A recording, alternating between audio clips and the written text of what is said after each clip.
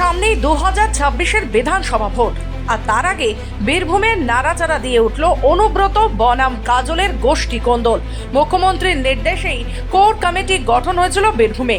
Core committee গঠনের সাথে মুখ্যমন্ত্রী বলেছিলেন মাসে একটি করে কোর কমিটির বৈঠক করতে হবে এবং জেলার বিভিন্ন প্রান্তে যেমন সিউড়ি, রামপুরহাট, বোলপুর মিলে কোর কমিটির বৈঠক করতে হবে প্রত্যেক মাসে একবার করে।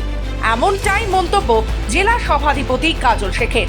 অনুব্রত মণ্ডল জেলায় না থাকায় কোর কমিটি গঠন করেছিল মুখ্যমন্ত্রী, আর অনুব্রত মণ্ডল ফেরাতে ফের কোর কমিটির বৈঠকে কোর কমিটির সদস্য হন অনুব্রত মণ্ডল। কিন্তু রাজনৈতিক মহলে গুঞ্জন বীরভূমে কাজল কেষ্টর গোষ্ঠী কোন্দল।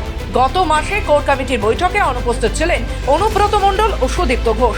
এ মাসে রবিবার কোর কমিটির বৈঠক হওয়ার কথা ছিল, কিন্তু বৈঠক হলো না। এবারেও কি কারণে বৈঠক হলো না সেই উত্তর দিতে পারলেন না কোর কমিটির আহ্বায়ক বিকাশ রায়চৌধুরী।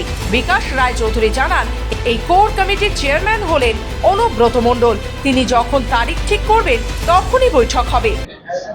পরিষ্কার ভাষায় বলি, কোর কমিটি মিটিংয়ে কিন্তু সেদিন যেটা আলোচনা হয়েছিল সেই আলোচনায় কিন্তু কোর কমিটি যে ওই ডেটই ফিক্সড হবে তা নয়।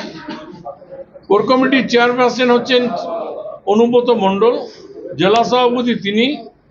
তখন সেটা আলোচনা হয়েছিল যে ওনার সঙ্গে পরামর্শ করেই উনি সেদিন অ্যাভেলেবেল থাকবেন কিনা তার উপরেই কিন্তু মিটিংটা ডাকা হয়।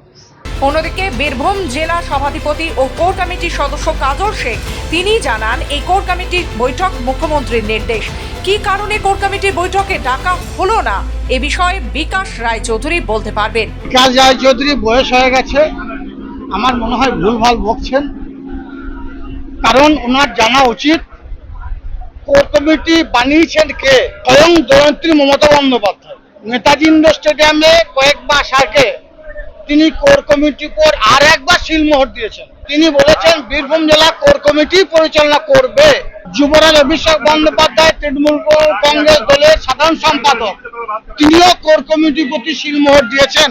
আমাদের রাজ্য তৃণমূল কংগ্রেসের সভাপতি সুব্রত বক্সী মহাশয়, তিনিও কোর কমিটির উপর সিলমোহর দিয়েছেন। অন্যদিকে কোর কমিটির আহ্বায়ক বিকাশ রায়চৌধুরীকে ফোন করা হলে তিনি স্পষ্টভাবে কথা বলেননি, এমনটাই জানান কাজল শেখ। তিনি আরো জানান, এই বিষয়ে উচ্চ নেতৃত্বকে জানানো হবে। বীরভূম থেকে প্রসূন দাসের রিপোর্ট, খবর বাংলা।